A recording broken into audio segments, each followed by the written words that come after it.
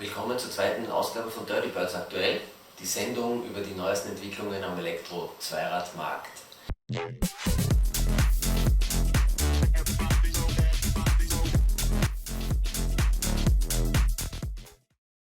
Mein Name ist Georg Heilig, heute ist der 29. April. Mit der Markteinführung des ersten Elektromotorrads schlug Harley-Davidson vor rund 4 Jahren ein neues Kapitel in seiner Konzerngeschichte auf. Jetzt präsentiert Livewire, die Tochterfirma des amerikanischen Motorradkonzerns, das dritte E-Motorrad. Der Cruiser S2 Mulholland basiert auf der Plattform, die vor wenigen Jahren für das Modell S2 Del Mar entwickelt wurde. Zurzeit ist die Mulholland nur in Nordamerika erhältlich, der Verkaufsstart in Europa steht noch nicht fest. Der chinesische Motorradhersteller CF Moto etablierte vor rund 2 Jahren die rein auf Elektrofahrzeuge ausgerichtete Marke Sihu in Asien. Unlängst präsentierte Sihu 3 Elektromodelle für den europäischen Markt. Der stärkste E-Roller in der 125er Klasse erreicht 100 km/h Höchstgeschwindigkeit, eine Akkuladung genügt für rund 100 Kilometer. Die kleinere Schwester mit 80 km/h Spitze bei ebenfalls 100 Kilometer Reichweite fällt etwas kompakter aus. Beide Modelle erweitern das Angebot für Pendler und Stadtindividualisten. Das dritte Modell von Sihu, die City Sport, erinnert an die schwedischen Pfeile von Husqvarna, die Fitbillen und Svartbillen.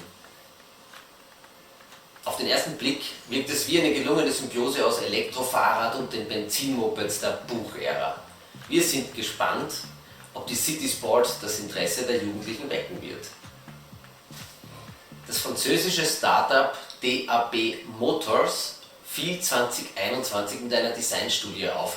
Das Unternehmen wurde kürzlich von Peugeot Motorcycles übernommen. Jetzt präsentieren die Franzosen ein serienreifes Elektromotorrad in der 125er Klasse. Die DAB 1 Alpha erreicht bis zu 130 km/h Spitze. Das 72 Volt Akkusystem mit rund 6 Kilowattstunden ermöglicht Reichweiten bis zu 150 Kilometer mit einer Akkuladung. Die V-Moto Soko Gruppe bringt gleich 3 neue Fahrzeuge auf den europäischen Markt. Das auffällige Design der Off-Air und On-Air verspricht, neue Kundenschichten anzusprechen. Die baugleichen Modelle Off-Air und On-Air werden sowohl als reinrassige Dirtbikes als auch als Moped und Leichtmotorrad ausgeliefert. Die Stash von V-Moto Soko ist ein weiteres Bike, das jüngst am europäischen Markt verfügbar wurde. Ja, wenn Ihnen unsere Videos gefallen, klicken Sie auf den Daumen hoch und abonnieren Sie unseren Kanal oder eine unserer Playlists. Wir sind bemüht, Sie über die Elektro-Zweirad-Branche am Laufenden zu halten. Jetzt noch kurz zu den Kurzmeldungen.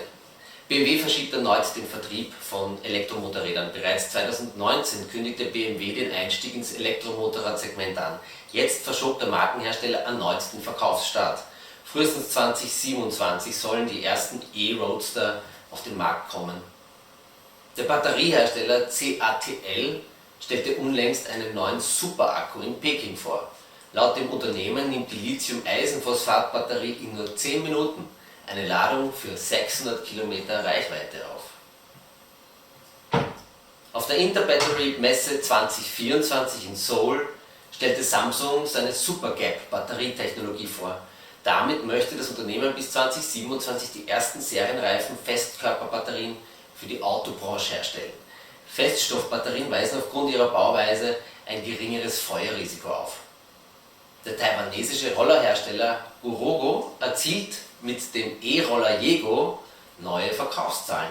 Während der Kunde lediglich den Roller ohne Akku um unter 1000 € erwerben kann, muss für den Akku eine Monatsmiete von rund 7 € bezahlt werden. Das Verkaufskonzept beruht auf dem Wechselakkusystem, das in Taiwan nur aufgrund der hohen Dichte an Tauschakkustationen möglich ist. Danke fürs Dabeisein. Bis zum nächsten Mal.